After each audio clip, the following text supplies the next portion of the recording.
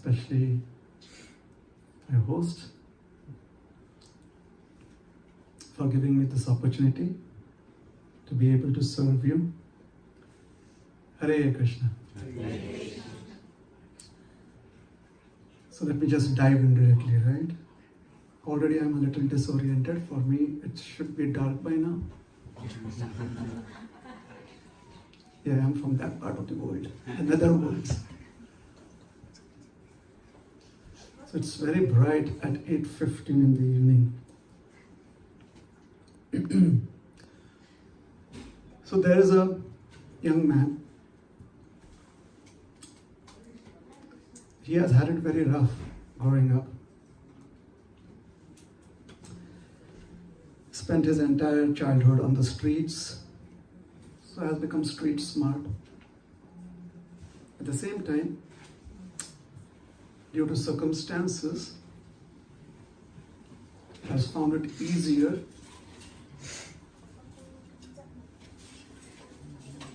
to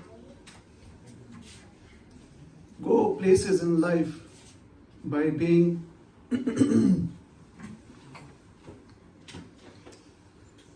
involved in criminal activities. So basically, he's become a criminal now. And a history sheeter, so the police know about him. And they are looking to putting him behind bars, and he doesn't want that. So he's wondering, what could he do in life such that he would be able to come out of this predicament.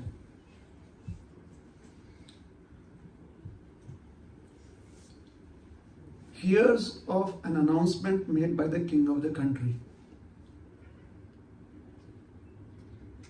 So most probably this gentleman lives in Canada because Canada still has a king. Yeah. So the king announces a meeting for all the saintly personalities in his country. He invites all of them to his palace. So our thief, criminal / history sheeter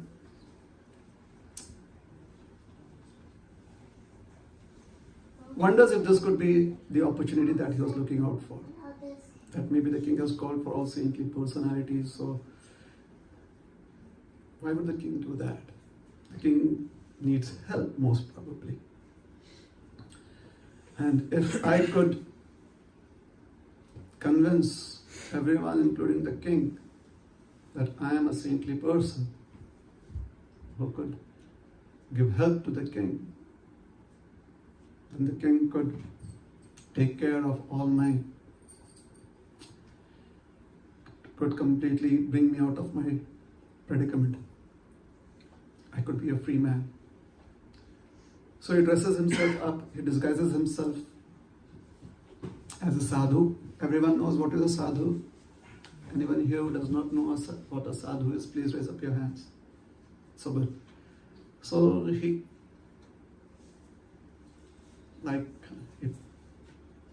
puts on tilak, has bead bag around his neck.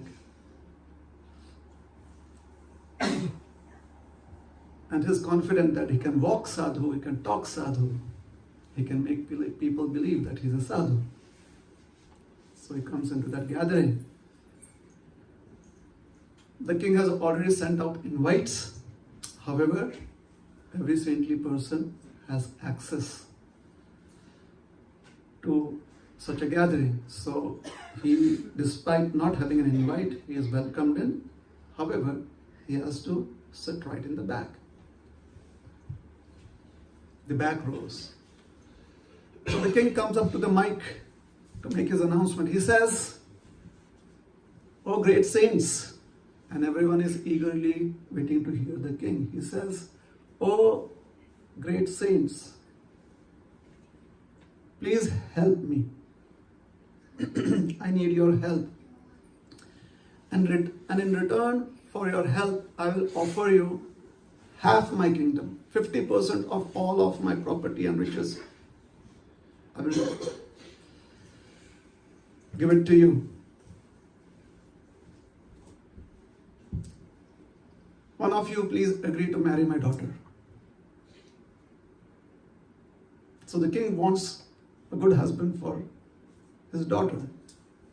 He knows that he has the system in place that will take care of itself. So he would want his daughter to have a good life. Who else can he trust but those who are of good character? So he thought the sadhus could help him out. So the front row just got up and left because they were the renunciates, the Vairagis. So the king upped the ante. He raised the offer. He says, I'm ready to offer 75% of my riches. The next couple of rows emptied out. They were the sannyasis. The sannyasis left. Everyone knows what's a Vairagi and a sannyasi? Yes? If you don't, please raise up your hands. Or please raise up your hand.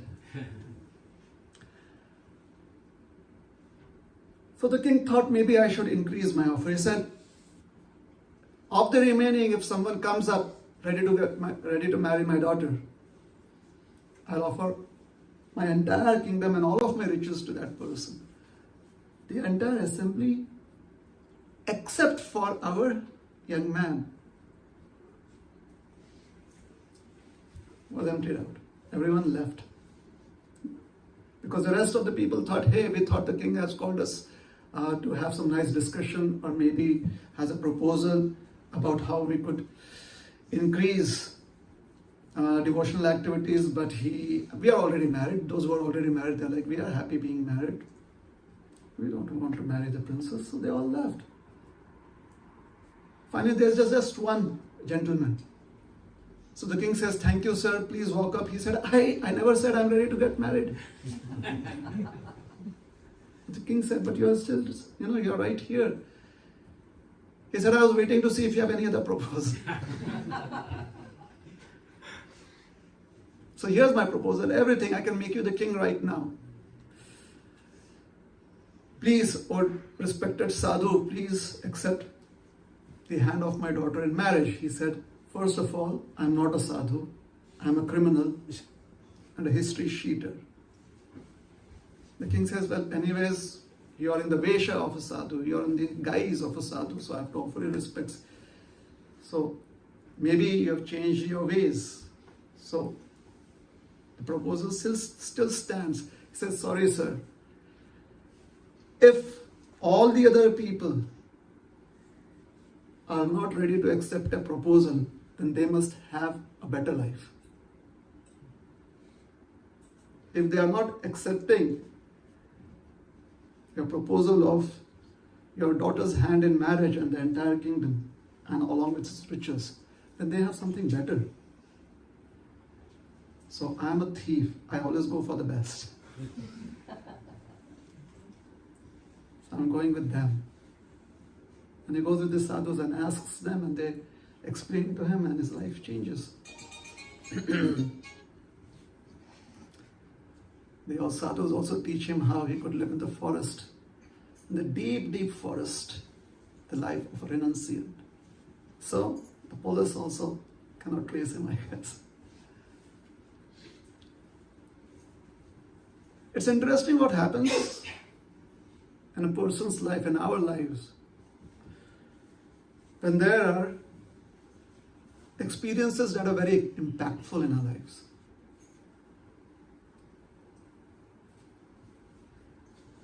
Where we have the strength and the courage to say no to certain propositions, or we kind of completely change the course of our life, totally like in the opposite direction.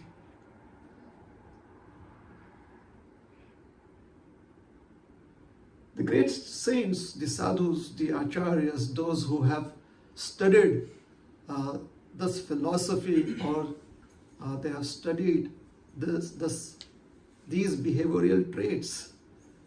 They describe this principle as satsanga, very favorable association, where you actually try and understand, why do I exist? And what is the happiness for which I want to exist? What kind of happiness? So they use terms like self-realization. Yes. They use terms like search for oneself. Those big terms. You're aware of all those terminologies. Big terminologies. Because along with those terminologies also comes some status, isn't it? So they're big terminologies, they're big ideas, then following up on those ideas, of trying to follow those ideas, would also lead us on the path of receiving great fame, reputation. Typically, that is how life presents itself as.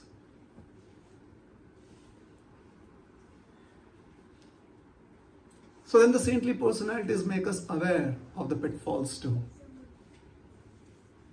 They make us aware of the challenges that come up. And they try and prepare us to be ready for those challenges. Every challenge is very, very unique and individualistic. Just as everyone's hunger pangs is very unique and individualistic.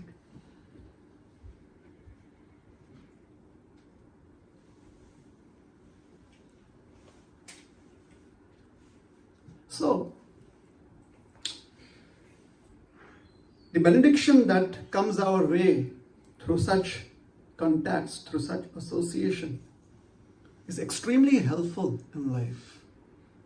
So helpful that it actually invokes a beautiful quality within us, the quality of being grateful throughout life for what we have received.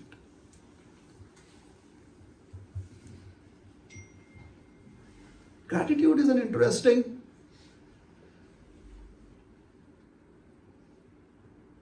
approach towards life.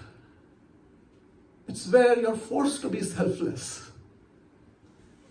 It's where you're forced to acknowledge the gifts that you have received.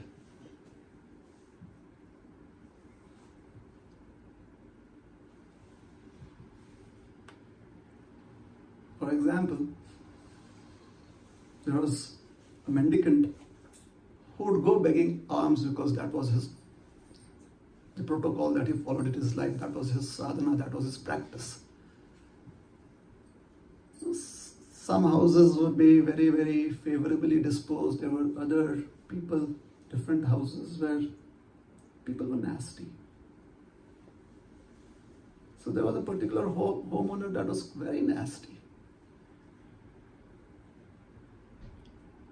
And she would still approach them. And she would abuse him with the choicest of abusive words. The lady of the house.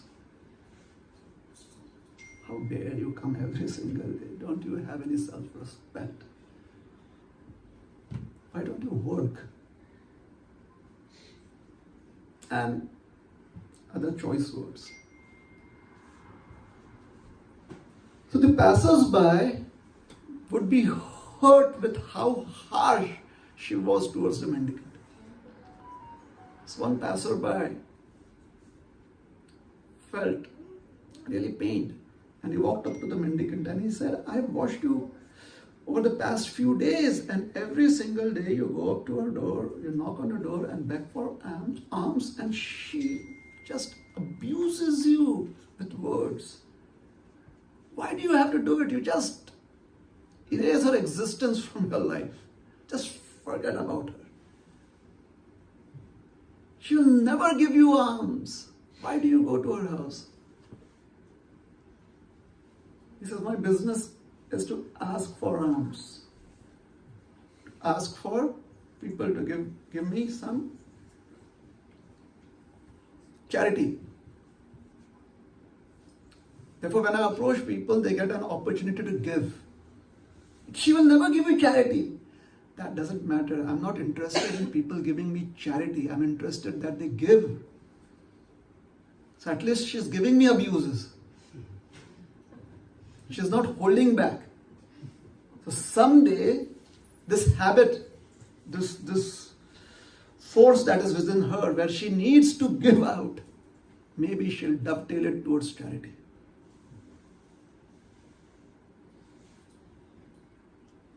Very weird people, right? The sadhus. They live in an alternate universe. Very alien to the world that we live in. You can never understand what frequency they subscribe to. Weird people. And somehow or the other, their weirdness is always for the benefit of society. Somehow or the other. It's like like a magnet, they pull blessings and send it towards society. Therefore, they're called as powerful people.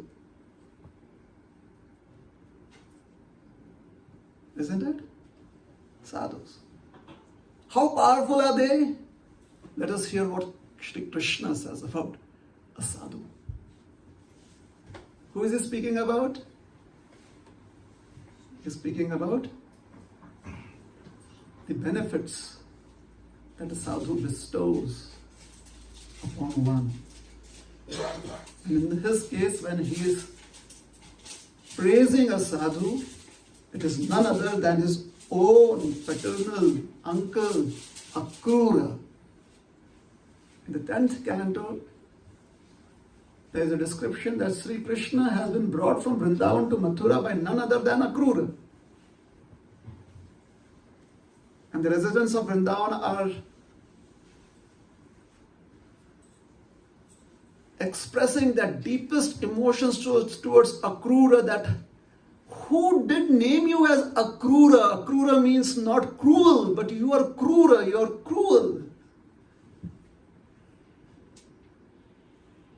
And Krishna is going to Akrura's house. When he is in Mathura, he visits his palace. Akrura belongs to the royal family. He's a prince.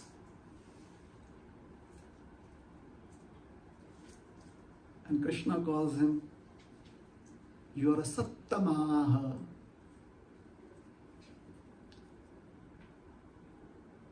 Shukadeva Goswami, when he's speaking to all of these sages who have gathered on the banks of the river Ganga to be with Parikshit Maharaj. Parikshit Maharaj is hearing the beautiful narrations being given by Shukadeva Goswami. So are all of the sages gathered there. And Shukadeva Maharaj says, Nayam mayani tirthani na deva mritchila maya te punantyuru kalena darshana deva sadhava. See? He's saying, sadhava. Sadhu ji, sadhu sarji. Sir Sadhu, oh dear Sadhu, Sadhava.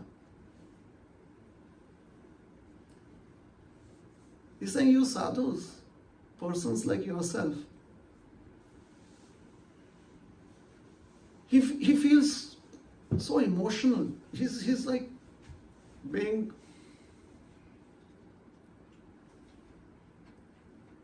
very, very emotional about his relationship with Akrura. He says, you're my spiritual master. You are my uncle. You are my best of friends. You are my bestie. That's what he tells his uncle.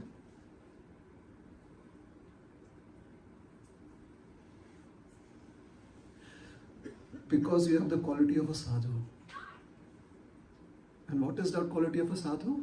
The quality of the sadhu is that the sadhu is sattama. Lord Krishna says, Nisevya, worshipable. Sevya arha sattamaha shreyas kamais nibi nityam. Because you are always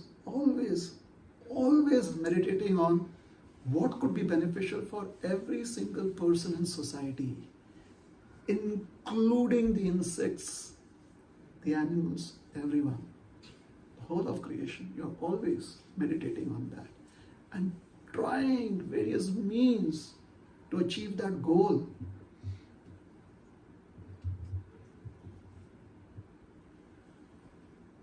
Now people may try to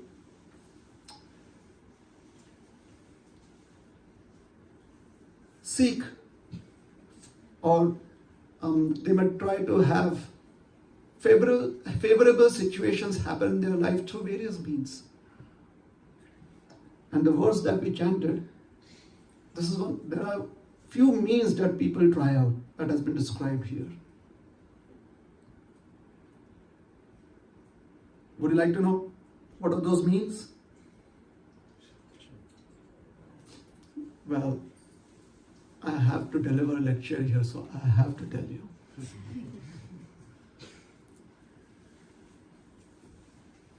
That is my obligation towards you. Is it too warm? Is it warm? Very warm? No? Is my discourse very cold? No. Okay, sorry. Let's do this. Let's chant this verse together. Is that all right? That would be helpful? Yeah. Okay. Nahya Mayani tirthani Na deva Mrichilamayah Te punanti Yurukalena Darshanadeva Sadhavaha. Once more. Nahyammayani tirthani. Wow. Where do you learn? This is amazing. It seems like the demigods have descended here. They are chanting the rishis and the munis. This is a huge sacrificial arena. Beautiful. Thank you so much. Let's go ahead. Na deva mrichila maya. Te punantyuru kalena. Darshanadeva sadhava.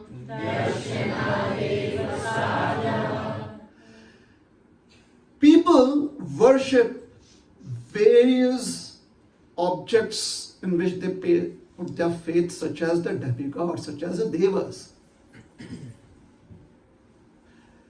They invoke their presence in Mrit-shila, dead matter. They invoke their presence to make them appear in dead matter and give it life so that they can reciprocate with us. People go to reservoirs that are very holy and take that dip in these holy reservoirs, the holy waters, which are called as a tirtha. And definitely they get the blessings. Definitely they have blessings. However, these blessings are effective over a long period of time. You have to keep on worshipping the form of the Deva, the deity, the Murti. You have to go and take your holy dip a few number of times, and then the effect, the benefit, the benediction is received. However, you, my dear sir, my dear sadhu, you do that in a moment. You purify everything in a moment. Where do you have such? How do you have such potency? They punantya urukalena, they purify over a period of time, simply by seeing you, darshana deva. I feel as if I should chant Hare Krishna. Seeing you, I feel like, maybe I should also take up to whatever life principles that they have in life. I should have those values. I should follow those norms, those regulations, those rules, because they look so happy. They're amazing people. That is what you do, sir. Krishna tells Akrura Maharaj.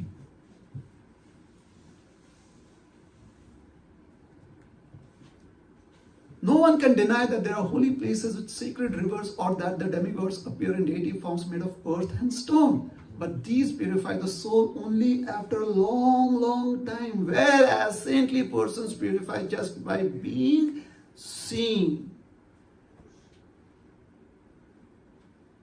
Now, these are not my words. I would love them to be my words, I would be so popular and famous. But these aren't my words. These are the words of the Supreme Lord Shri Krishna that is being spoken by Shukadeva Goswami, and it has been compiled in the Srimad Bhagavatam by Shri Vyasadeva.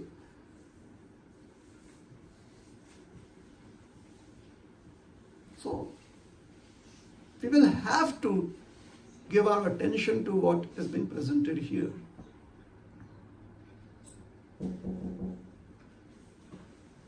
Sadhu Sangha. We have a program called a Sadhu Sangha happening on this continent, correct? And even Sadhu Sangha.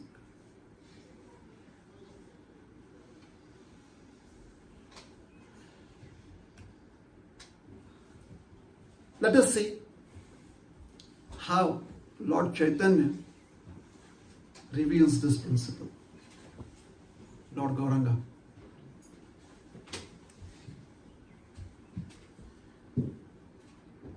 So everyone is familiar with Lord Gauranga and Lord Nityananda? So everyone, if you're not, please raise up your hand. So Lord Gauranga is the Supreme Personality of Godhead. Lord Nityananda is the Supreme Personality of Godhead. They're the one same Supreme Lord in two forms. So these two personalities, they are in Mayapur, Navadvip. They love the river Ganga. They have this strong bond with river Ganga. So on this particular day, the two brothers are walking side by side down the beautiful lanes of Navadvip and looking at the countryside and enjoying it. Like Lord Gauranga is expressing his voiceless amazement. He goes like, and Nityananda is like, and as they're doing that, Brahmaji is super excited. Brahmaji in Brahmaloka is looking down and he's like, what? All of his 8 eyes, 4 heads. He's watching this scene and he's like, my day is done, it is made. My Lord is appreciating my creation. What more do I want in life?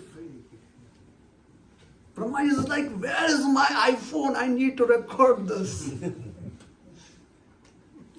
But then he says, okay, my iPhone is the Vedas.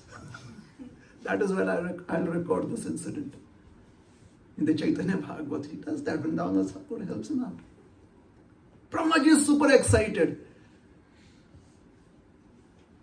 And then Brahmaji's hotline is like constantly ringing because all the demigods, the devatas are trying to get in touch with him. Did you see that? Did you see that? Brahmaji is like, hey, wait, I just have one phone. Stop. Because all the devas are watching this scene of Lord Gaura Hari and Nityananda Prabhu walking down and having so much fun simply looking at the beauty of Navadvip. And they're not even speaking, it's just their expressions. One demigod says, whoa, just look at that. There are 2 moons walking on earth. 2. The scientists are bewildered. Like 1 moon helps the earth rotate properly and give us the seasons. Just imagine 2 moons, what could happen? Bewildered, the scientists. Would the earth tilt more? Where is it going to tilt towards? 2 moons walking hand in hand. Another demigod says, hey, it's not 2 moons. It's 1 moon and its reflection, and they look so alike. Another demigod says, okay, to give you some perspective, let's see if this works out. So the Canadian devas, they are looking at this beautiful scene and they are saying that, oh, it seems as if the Montreal Canadiens and the Toronto Maple Leafs are walking into the stadium. Doesn't work. And if you're from India, it's like Virat Kohli and MS Dhoni.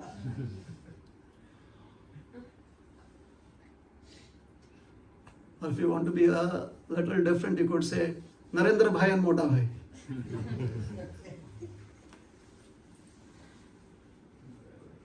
It's like the best of people. I could have said Justin and Haley, but forget it. Doesn't work.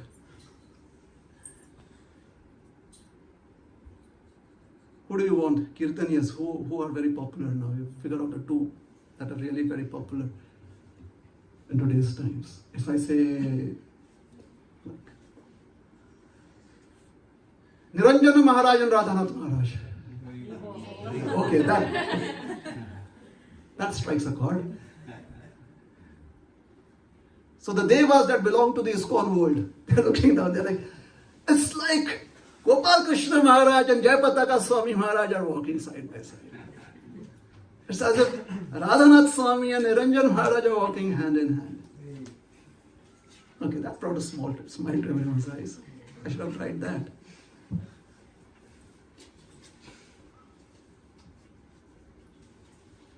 Another demigod goes, have you ever heard that the moon is supposed to be in the heavens? I think something in the universe has flipped over, upside down. The earth is now the heaven, and the heavens is dull and devoid of its divinity. It is earth. So they was very excited. Lord Chaitanya and Lord Nityananda are walking down the lanes of Navadvip. As the 2 brothers walk some distance along the river Ganga, Lord Chaitanya suggests to Lord Nityananda, let's go to Advaita's house. Now Advaita's house is in Shantipur. It's like they are saying, like, where are we? West End? South Shore. South Shore. Let's go to Laval. Walk. Let's walk down to Laval to Shantipur. Meet Advaita Acharya. Nityananda is like, sure, I'm always ready for a walk. Because then Nityananda can be Nityananda. Dancing, jumping, running, having fun. Nitai, Gaura. They come to a place, a neighborhood, let's say, a township called as Mullik. And therein they find a community known as Lalitapur. And Nityananda says, there is a Grihastha sannyasi who lives here.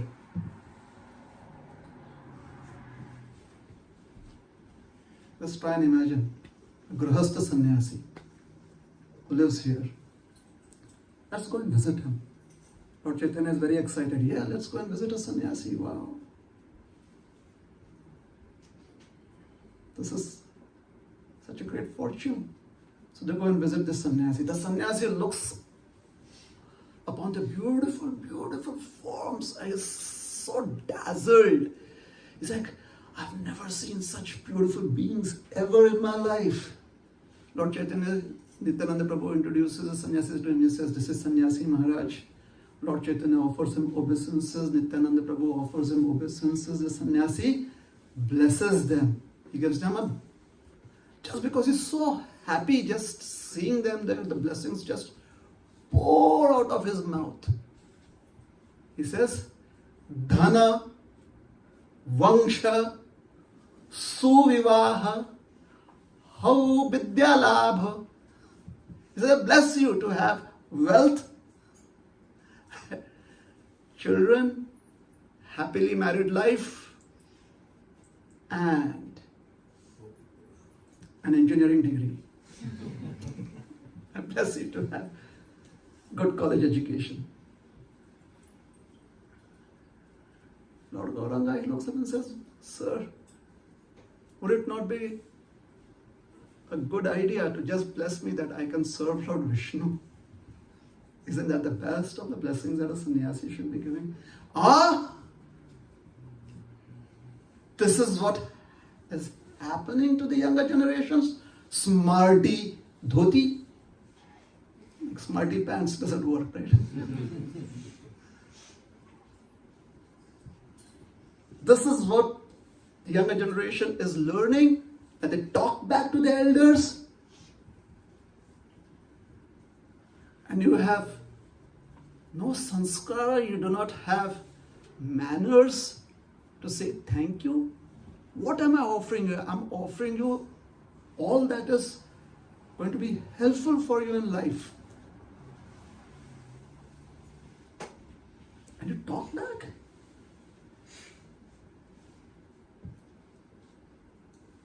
What did you say?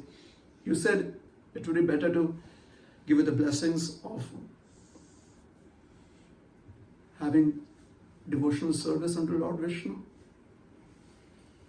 Son, let me tell you, people try and do that in their life, but ultimately, sometime or the other, they are always interested in Govindas. They have to eat. Do you think simply by saying Vishnu, Vishnu, you are going to get food? When Lord Chaitanya hears that, he cannot help but do this. To know this gesture, you have to have the good fortune of growing up in India. Indian heritage. When you do this, it is like this person is lost. There's no hope for this person. So Lord Chaitanya goes like this.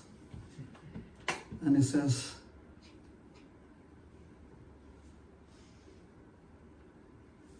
I humbly submit unto you. Don't we receive just what we are destined to receive based upon our karma? If that were not true, then why would a person die? Do you think people want to have fever in their life? Then why do they get sick? This is just how the laws of karma work. The sannyasi becomes angry. And when the sannyasi gets angry, he is at a loss of words. He is at a loss. He doesn't know what to speak. So he keeps quiet, but his mind is processing. He's saying, this child is so bewildered in life. He's so misguided. And then he looks towards Nityananda Prabhu. So Lord Chaitanya, as of now, is a Mayapur Vasi. He has not become a Puri Vasi. So, as of now, he is just a young man. But Nityananda Prabhu is an Avadut. Avadut means a renunciate, in the renounced order. So the sannyasi, the grahastha sannyasi, householder sannyasi, he looks at Nityananda Prabhu and his brain is processing this. Maybe this sannyasi, this dude here, he is misleading this innocent fellow. And I have to be very careful that this person doesn't get misled, because he doesn't understand that somehow or the other he feels as if he's a well-wisher of Lord Gauranga, just by Lord Gauranga's presence. So finally, when he finds his tongue, finally when he finds his ability to speak,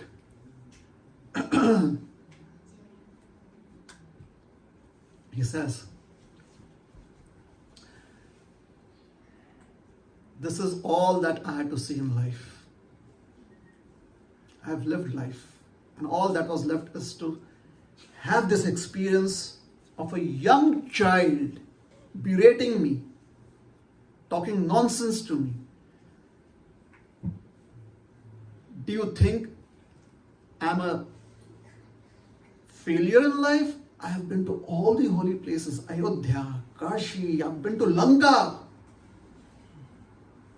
Like he's been across the length and breadth of India. And you are going to teach me what are the principles that matter most in life?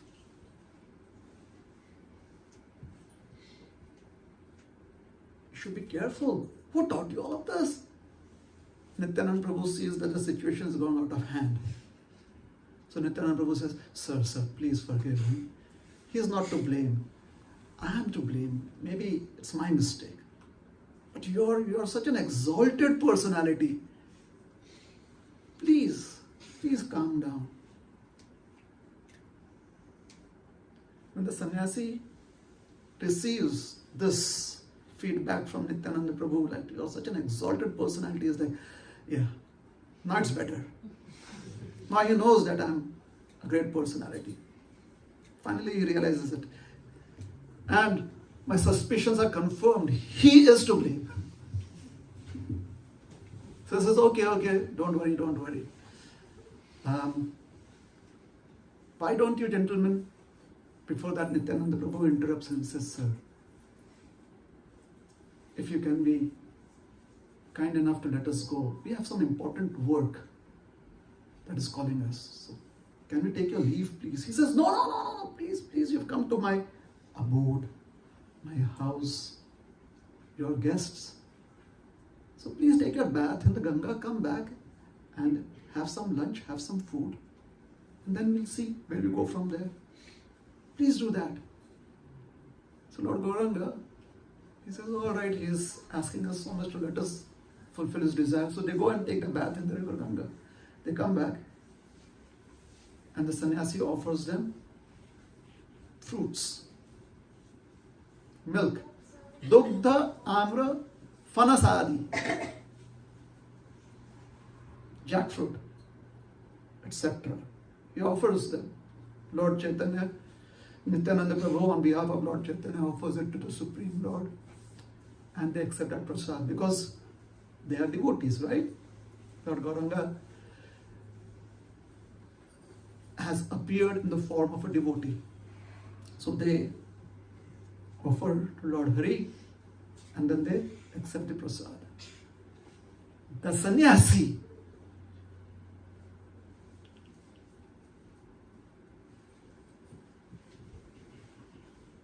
Modira pe.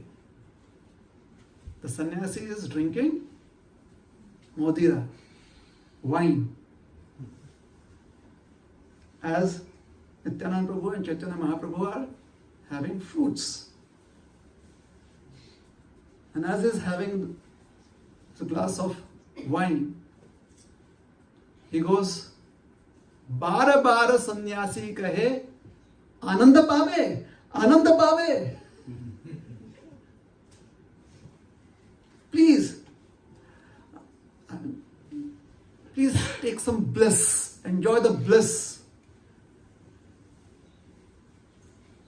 Lord Gauranga looks at Lord Nityananda and he says, Prabhu kahe ki ananda sannyasi bhaliya. What is this ananda that the sannyasi is speaking about? And when this is properly presented, like Lord Gauranga is asking Nityananda, hey, what is that ananda that the sannyasi is? This is where you kind of feel for Lord Gauranga, like he's so naive, he's so innocent. He's practically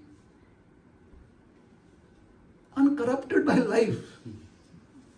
It's a place where all of us go like, he's so cute. Lord Gauranga. He's asking, what is this ananda? And Nityananda Prabhu says, don't even ask. He says, my dear Lord, Ananda means wine, because Nityananda Prabhu has seen the world. Before coming to Navadvip, he's travelled all over Bharatvarsha, all over the land of India, Bharata, and he's met all kinds of people from all sects of life. So he knows that certain sannyasis actually, they believe that they have accepted the sannyas order of life, but they also drink wine. When Lord Chaitanya hears, Nityananda Prabhu says, my dear Lord, this is wine. Lord Chaitanya, Vishnu, let's run from here, let's run away from here. And the sannyasi is already under the influence of Madhura. He's like, what happened? Without even drinking Madhura, they are having hallucinations. Vishnu, run. Lord Chaitanya immediately gets up. Nityananda Prabhu follows him and they run out of the sannyasi's house. They run towards the Ganga and jump in. Because according to their customs, the only way they can purify themselves is by jumping into the Ganga. Because it's free, you know. They're being very practical. You just jump into the river and you're purified because Ganga purifies you. So you jump in.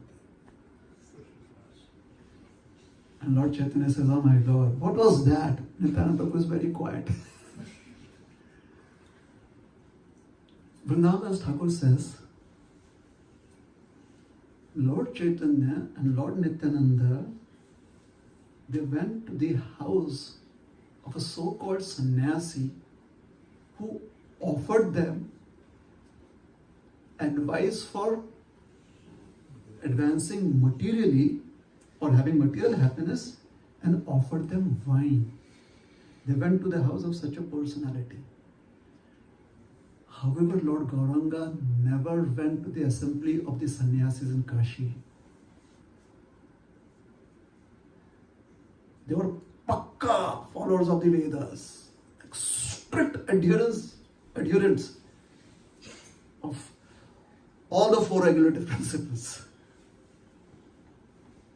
Very strict in the practices of sadhana. Lord Chaitanya would not go to their assembly. They were so surprised. Why is he not associating with us? And before they could figure out why and what could be done to invite him into the assembly, he escaped. He left Kashi, he left Varanasi. He knew that they would come up with some ploy because, well, they're after TRP, right? They need their brownie points. So a sannyasi has come, we have to follow protocol, we invite him, the sannyasi is given that respect. So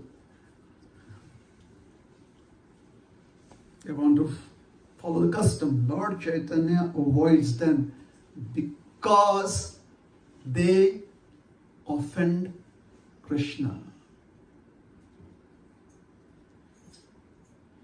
On the other hand, this is Vrindavan Das Thakur. These are not my words, so please, I am not. How can I be so bold enough to make such statements, right? So I just follow in the footsteps of Vrindavan Das Thakur and repeat his words. Vrindavan Das Thakur says, Lord Chaitanya is eager to go to the house of a grihastha sannyasi who drinks wine to give that sannyasi the benefit of his association. However, despite him being the Mahabadanyaya avatar, the most munificent incarnation, he would not go to the assembly of the sannyasis. On his return journey from Mathura, he again had a pit stop in Kashi, in Varanasi. And one Maharashtrian Brahmin came up to him and said, my dear Lord, I have already promised them that I will bring you to the assembly. Because this Maharashtrian Brahmin, Dakshinatya Brahmin, Prabhupada translates it as Maharashtrian Brahmin. Actually, Kaviraj Goswami says, Dakshina Brahmin. Do you know what is Dakshina Brahmin?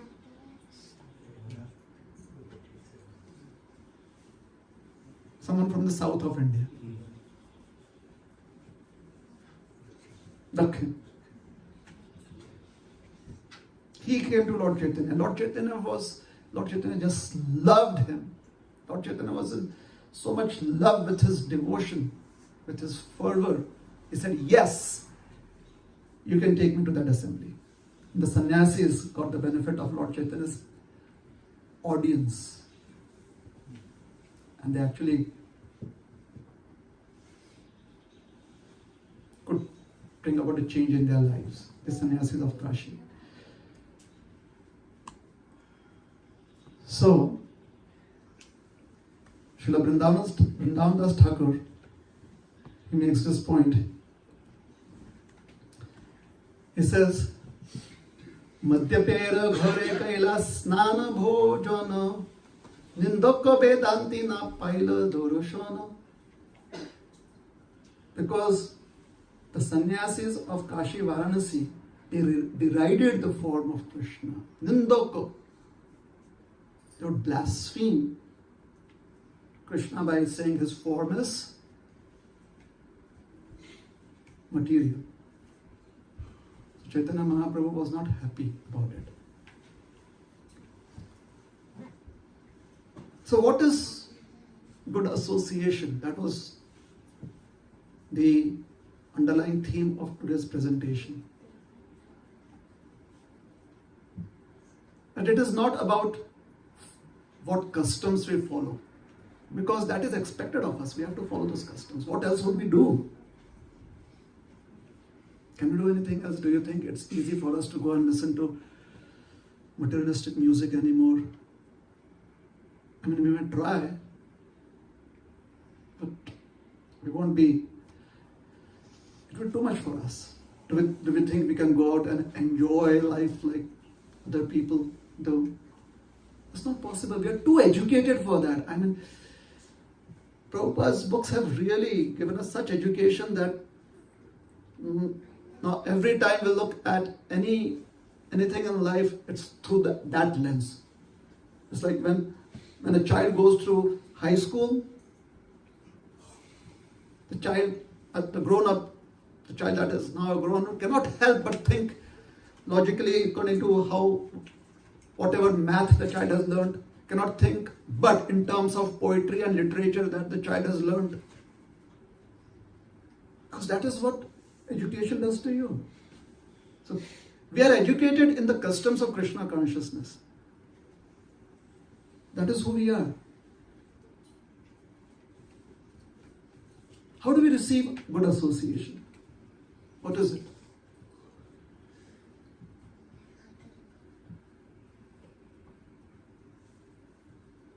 Maybe by being grateful and not taking things for granted. Maybe by being eager for more and no procrastination. Maybe that would be helpful.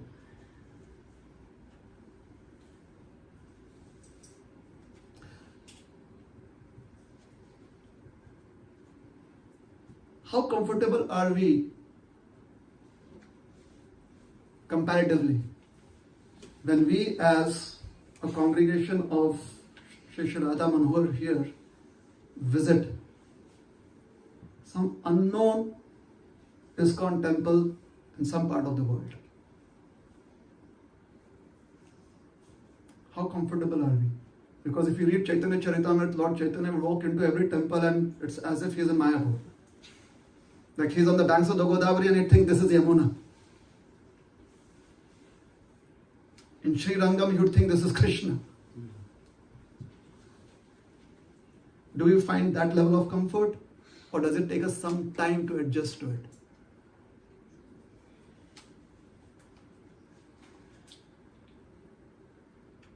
Is that okay? Or should we find that level of comfort everywhere we are? Find Krishna, because the connection with Krishna is eternal. That is what we are trying to do, right?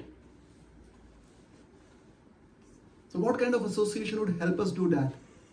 And if the kind of association we are living in does not encourage us to overcome that shyness that we feel when we are in another place where Krishna is worshipped, then maybe we should have second thoughts about what we are doing with our time. How well we are taking that association that we have.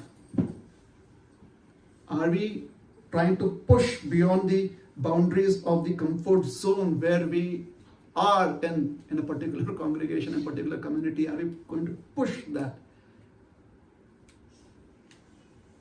Because that would need courage. That would need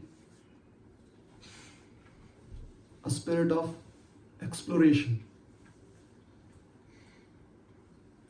Wherever I go, wherever I am, I see the son of Nanda Maharaj, Sri Krishna.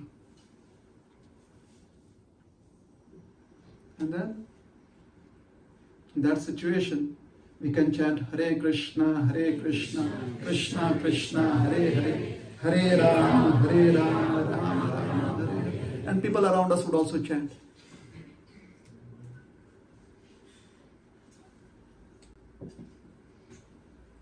Like when we are here in the temple, or we are in a temple where we have been, where we are welcomed according to the connections we have made, the relationships we have made, if we are welcomed, not only are we encouraged to chant Hare Krishna, we are also very happy to see others chanting Hare Krishna. However, let's suppose you visit an ISKCON temple where nobody knows you and you know no one. Would you be comfortable enough to lead Kirtan? Would you be comfortable enough to listen to a class there? You should be. Would you be comfortable enough to pick up a broom and clean the temple floor? Because Krishna is present there. Krishna is being worshipped there according to customs that we are used to.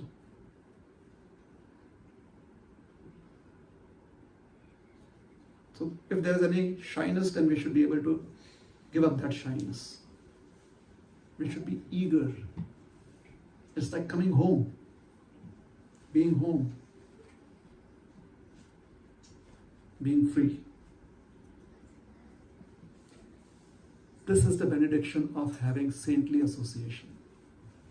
Because that is what saints are. Saints go wherever they're, and they are so easygoing with their Krishna consciousness. They completely gel in Prahlad Maharaj, totally in sync with even consuming poison. He's being trampled under elephants and he's like, oh, Gaura Arati is going on.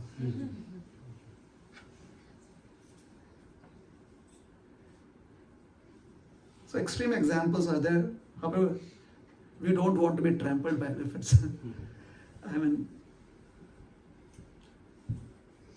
no Hiranyakashipus in our life. But feeling comfortable anywhere on the planet or anywhere in the universe.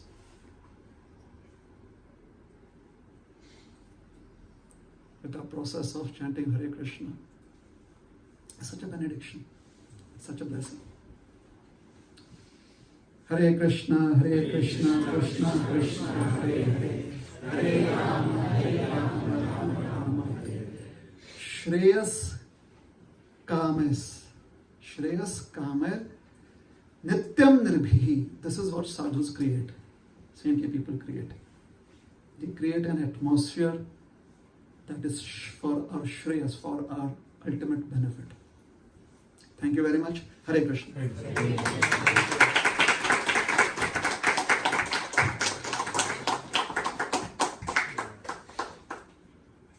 So I'm sorry if I used any inappropriate expressions. We can stop, or some comments, corrections. I think we should chant now Yoga Koruna Garo Vishnu Bhushai. That's the essence of that. So your association. So you should give us the kripa. That's what we are waiting for you to come after so many years. Mahat kripa bine kono karma kitana Krishna bhakti koile sarvabhamata. So Acharya Nidhi Prabhu, thank you very much for your kind words. However, your processor is 5th generation. My processor is no. 3rd generation processor. It's an excellent connection. So it's difficult to process what you are saying. No, it was amazing. Prabhu. Thank you. You're welcome. This is what all about it. Yes, Prabhu. Thank you for the class. I wanted to make sure what's the difference between these two sannyasis from the story. So the first Grihastha sannyas, he believed in Krishna's name as spiritual, and the Mayavadi sannyas from Kashi, they believe in material, meaning like they interpret Vedanta as like fully Mayavadi. But what's the difference in their belief? That's a very good question. Thank you for asking. The Grihastha sannyasi is in a state of delusion. However, the Grihastha sannyasi still has hope to come out of the delusion. How?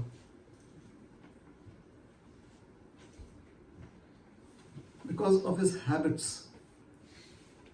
It can be safely predicted that he does not have any conformed ideas of what is spiritual life. So if he has somebody to guide him, then maybe he'll see light. He'll understand and mend his ways. So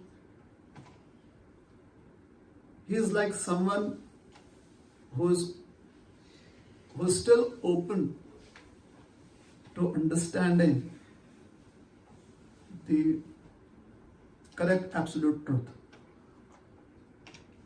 despite his habits. Now, those are going to be a challenge, but he could still be open to hearing and understanding. The Vedanti sannyasis, they are well versed in the scriptures and they have already concluded that Krishna's form is material. So they have closed all doors towards receiving an alternative perspective. So unfortunately, they, because of their approach in life, are hard nuts to crack. So it wouldn't be easy for Lord Chaitanya to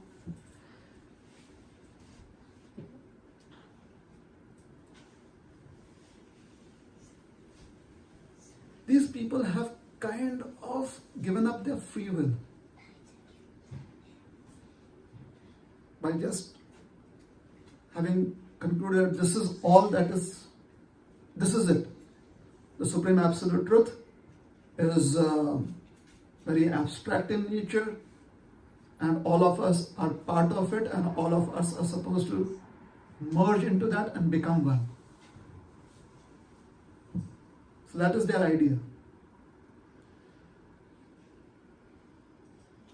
So their hard drive is completely full. So they are not ready to accept any more data. Is it all right? Because they have already concluded, they have taken all data and they have completely filled up their hard drive of their consciousness. Now, unless and until the system crashes and the new system is built for them, which would be another lifetime maybe, it would be very difficult for them to see otherwise. By themselves. So, the intervention of the Maharashtrian Brahmin created another scenario. It's like the whole world was going to be blown apart, and suddenly the Avengers come in and save the world. So that's the Maharashtrian Brahmin.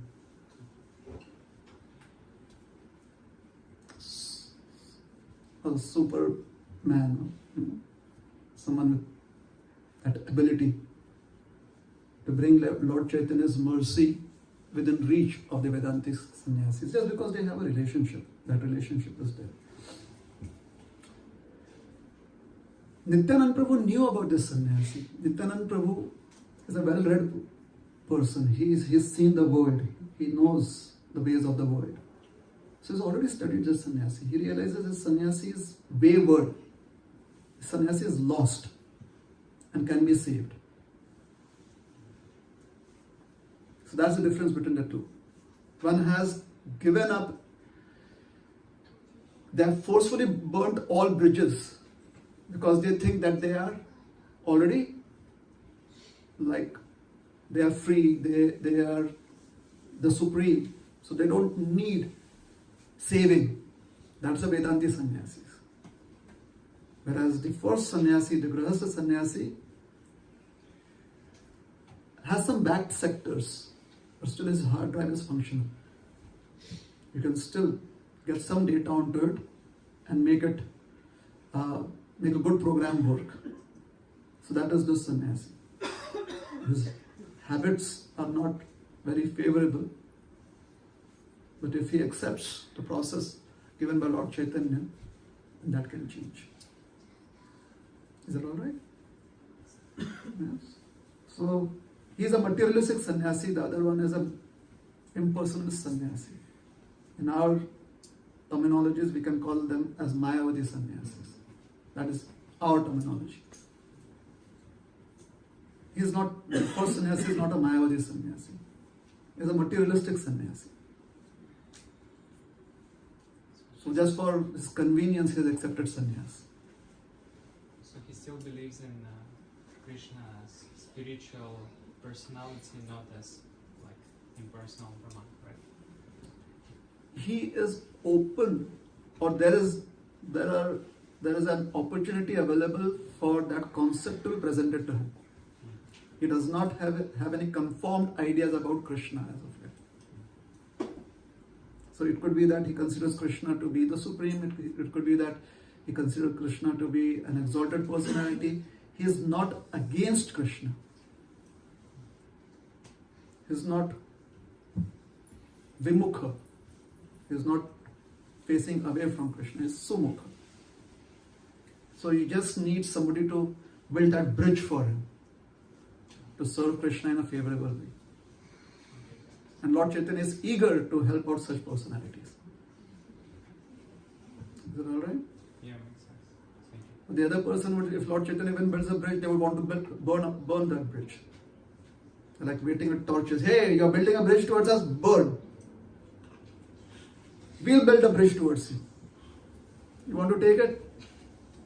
You want to become God just like us? Come. So that is the Mayavati sannyas. Is it alright? Hare Krishna. Anyone would like to add to that? That's why Chaitanya is a Mahavadanya avatar. Yes. Definitely is Mahavadanya. His password is Nityananda Prabhu. Yes. Unless until you put in that password, the functionality is not as good. So Nityananda Prabhu is the doorkeeper. He opens the door. Lord Chaitanya has looted all that mercy and has brought it here. Lord Nityananda just opens the door and says, Lord Chaitanya, what are you doing? No, you keep your eyes closed. Let me handle this. So he distributes that mercy to Jagai Madai. Yes, please. I'll take into much of time, but could you maybe a few words? What is Grihastha sannyas? Because it's kind of There's no concept of Grihastha sannyas. Not according to our understanding that Srila Prabhupada has given us. There's nothing as Grihastha sannyas. Bhakti Siddhanta calls them he calls them fake sannyasis.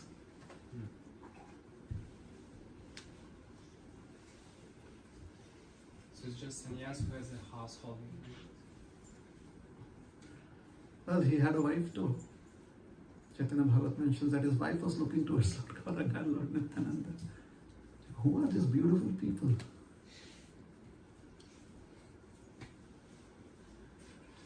But, so Vrindavan Das Thakur, he wrote this down about 500 years ago.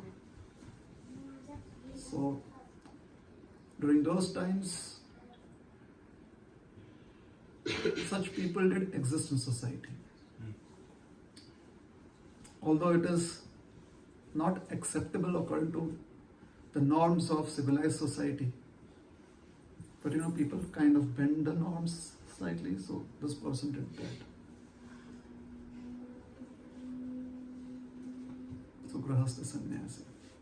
Interesting concept. From those times.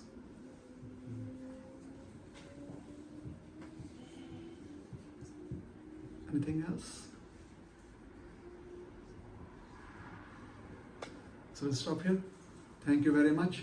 Hare Krishna. Srila Prabhupada ki jai.